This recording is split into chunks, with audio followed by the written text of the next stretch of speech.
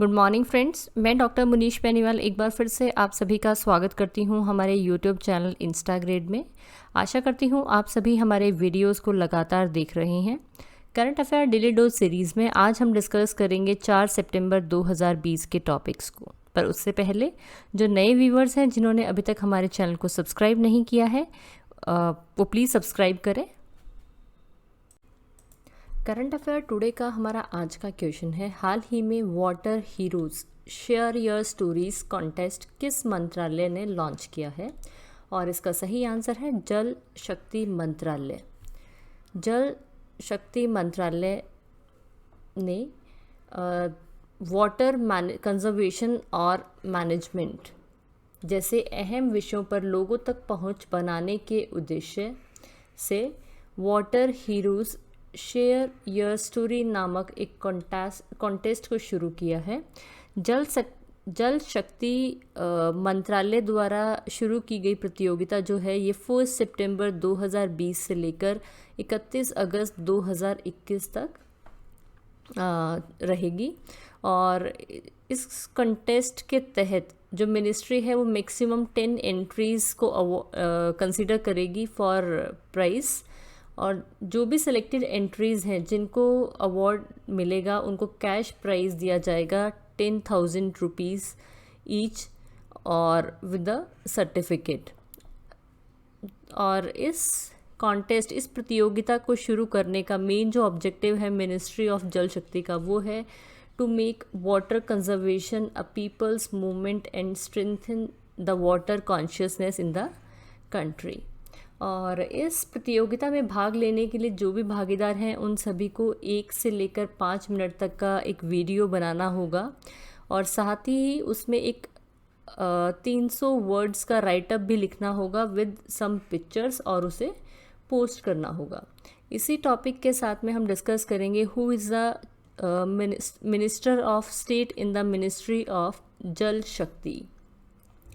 जल शक्ति मंत्रालय के में राज्य मंत्री कौन है?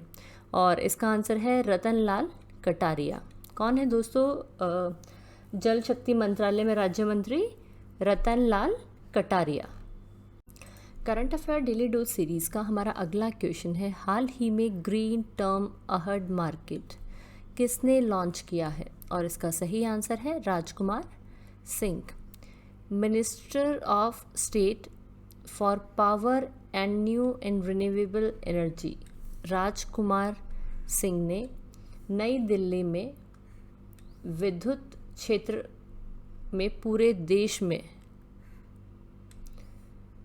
देश के लिए ग्रीन टर्म अहेड मार्केट का शुभारंभ किया है। ग्रीन टर्म अहेड मार्केट जो है ये world's first exclusive product market है for the renewable energy sector. और Green Term Ahead Market will lead to an increase in the number of participants in the renewable energy sector।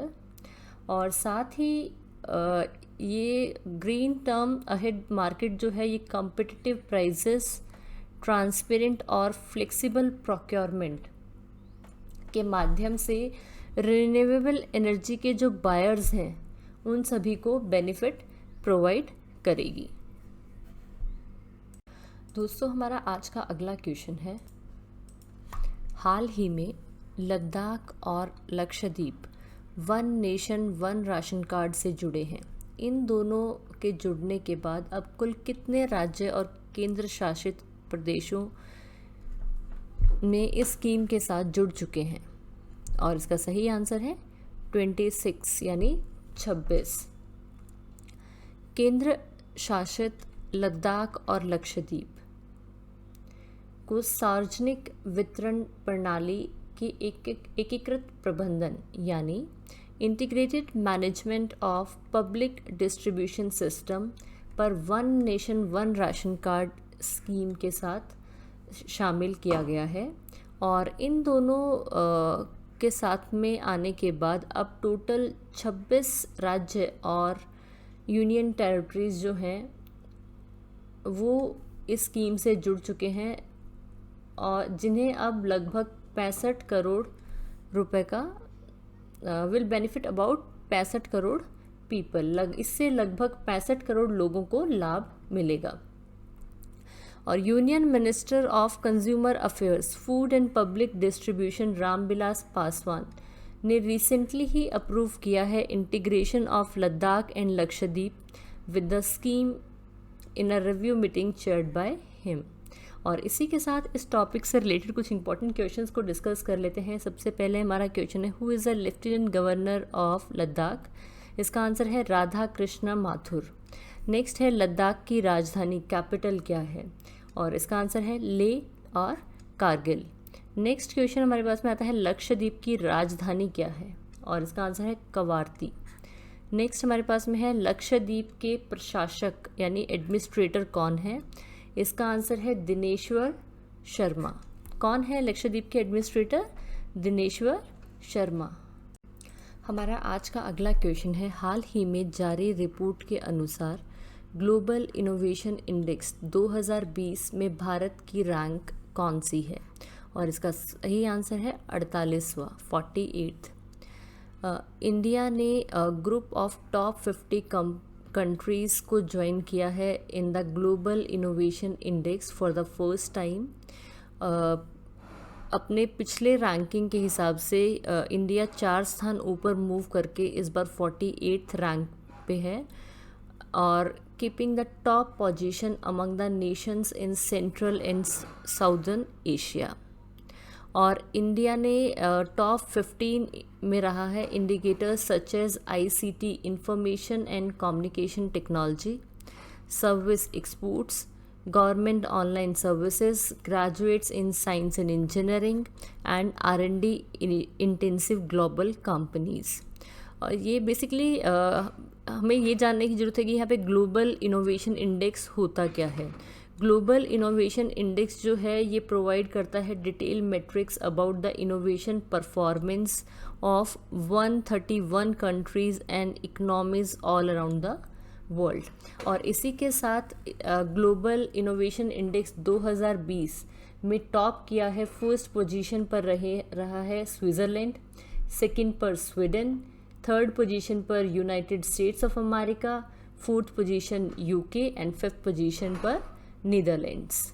तो ये top 5 countries हैं जिन्होंने global innovation 2020 की ranking में top किया है। हमारा आज का अगला क्वेश्चन है, हाल ही में गंदगी भारत छोड़ो कैंपेन किस राज्य ने शुरू की है? और इसका सही आंसर है मध्य प्रदेश।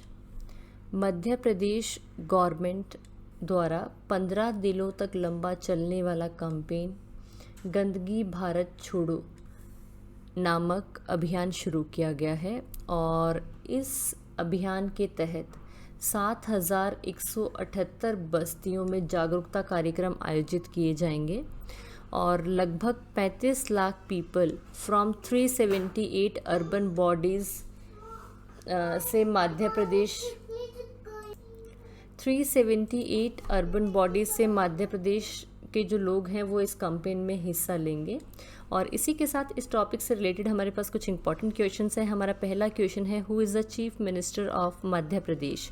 इसका सही आंसर है शिवराज सिंह चौहान। अगला क्वेश्चन है, मध्य प्रदेश के गवर्नर कौन है? इसका आंसर है आनंदीबेन पटेल।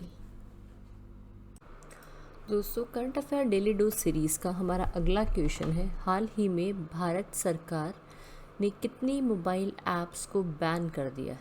और इसका सही आंसर है 118।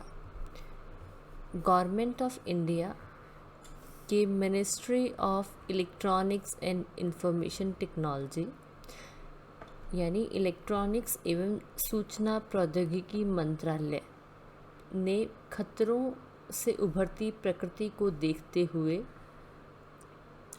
118 मोबाइल ऐप्स को ब्लॉक करने का निर्णय लिया है। इन ऐप्स पर पाबंदी इसलिए लगाई गई है क्योंकि जो उपलब्ध जानकारी के अनुसार ये उन गतिविधियों में शामिल हैं जो भारत की अखंडता या भारत की रक्षा या किसी राज्य की रक्षा की व्यवस्था के लिए नुकसानदायी हैं। और यह कदम करोड़ों भारतीय मोबाइल और इंटरनेट यूज़र्स की सेफ्टी को देखते हुए और भारतीय साइबर स्पेस की सुरक्षा को मद्देनज़र रखते हुए इन मोबाइल ऐप्स को ब्लॉक करने का निर्णय लिया गया है। करंट अफेयर टुडे का हमारा अगला क्वेश्चन है, हाल ही में ब्यूरो ऑफ सिविल एविएशन